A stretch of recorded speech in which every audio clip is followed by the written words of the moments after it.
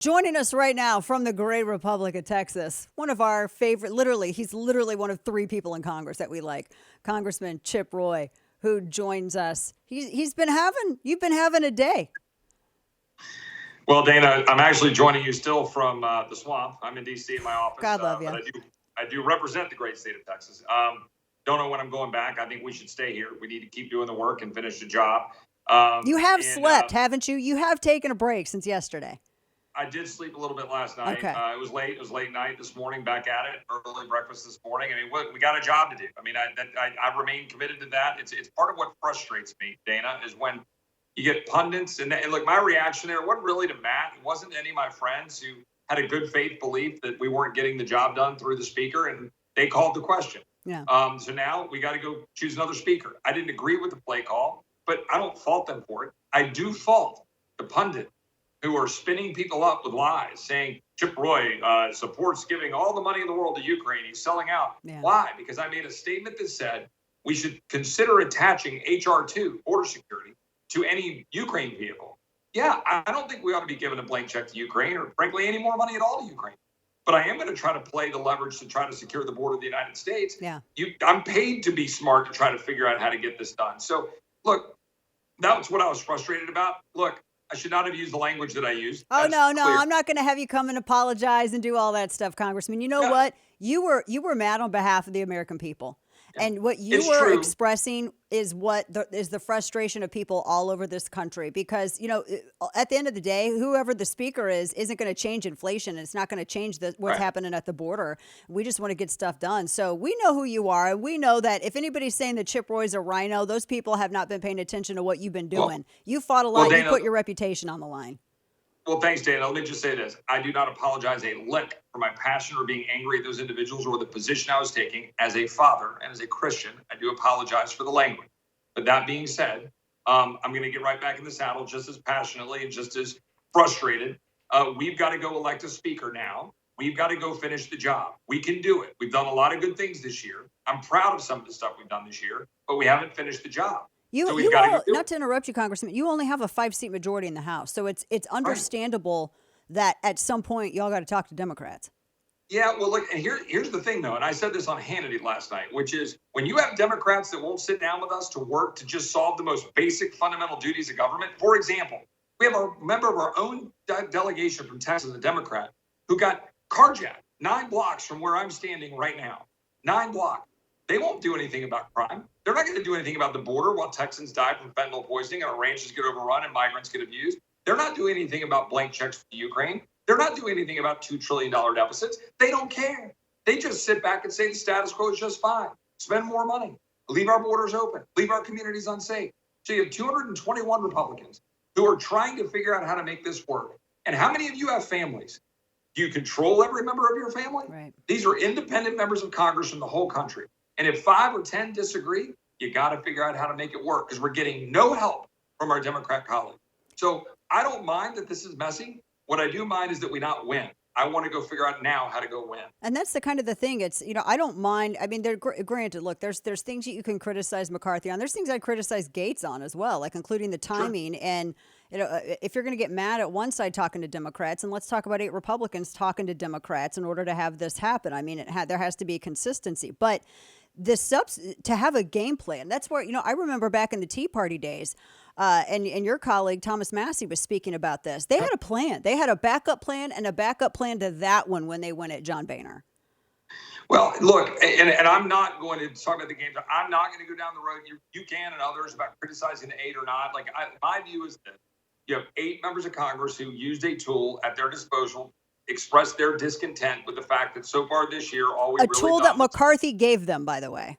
And it was a part of the negotiation. And look, I think that tool should stay there, to be clear. I just don't think we should use it that often, okay? Right. And I want to have it there in the break the glass kit. I think that glass was broken prematurely here. I expressed that view. I didn't prevail. So now we have the position that we have. We've got to stop getting around and arguing about rules that nobody cares about. We've got to argue about inflation, about the border, about getting the job done. We need a speaker. We need a speaker by next week. We need a speaker who can lead. We need to actually get the job done. That's what we were hired to do. And you guys were talking with Congressman Chip Roy via Skype. He's in D.C. still. He's in the swamp, still dealing with the swamp. But you all go on recess for a week, and then are you guys going to stay in D.C.? Is that going to happen?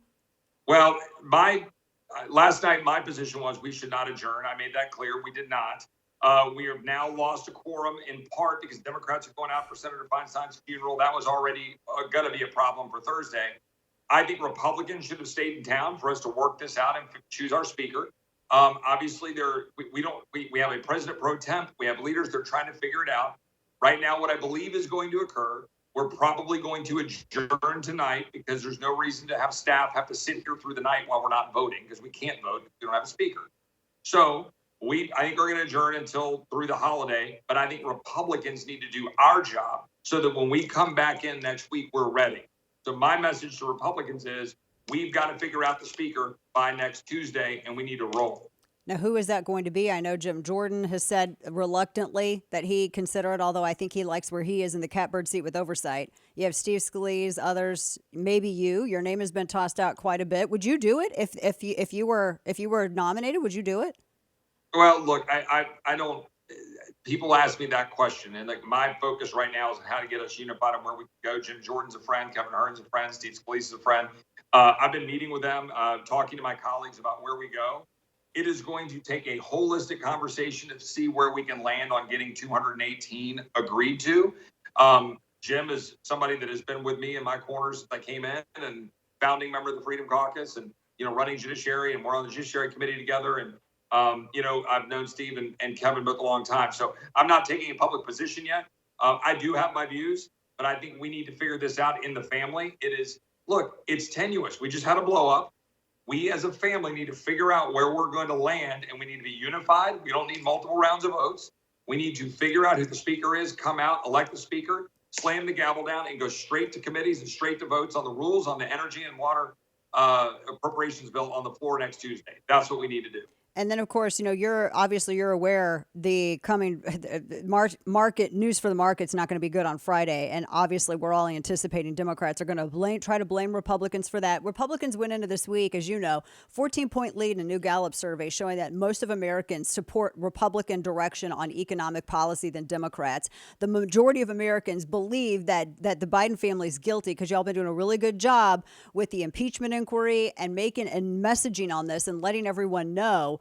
How do we get over this stumbling block, get back on track with focusing on these bigger issues? And then the second part of this question is this bust up after, the proverbial Humpty Dumpty falls? Can it be put back together again?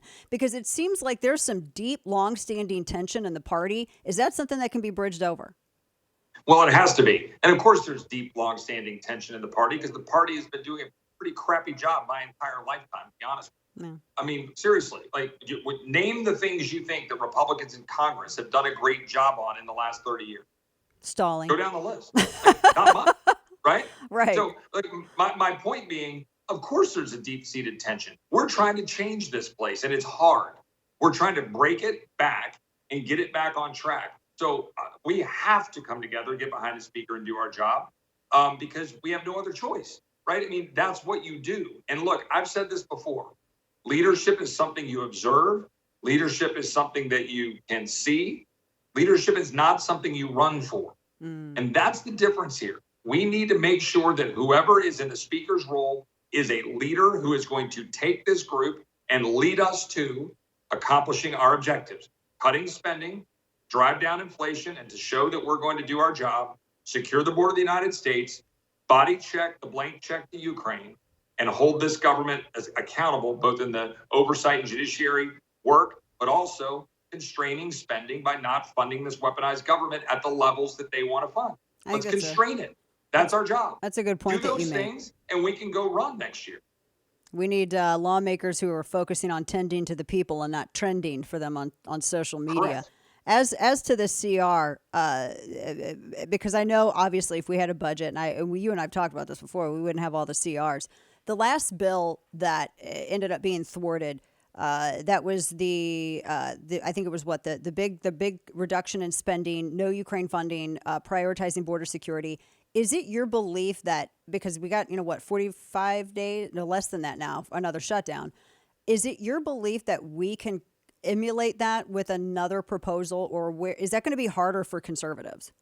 Well, I think this is where it gets difficult because we're losing time. Like some of my colleagues were wed to having to move the appropriations bills without having a stopgap cut to spending. That was the difference. Everybody kept calling it a CR. It was not a Stopgap. CR. It was a 30% cut for a month that would have saved $10 billion dollars and would have passed HR2. It would have put the Democrats in a box on the border, but we didn't do it. So we got what we got, and it wouldn't have been a play call. I voted against it.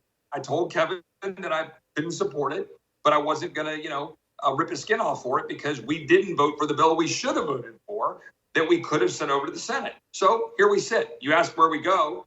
Well, time's ticking. We got to get the speaker selected. Then once that happens, we're going to have maybe a month left, right? Roughly.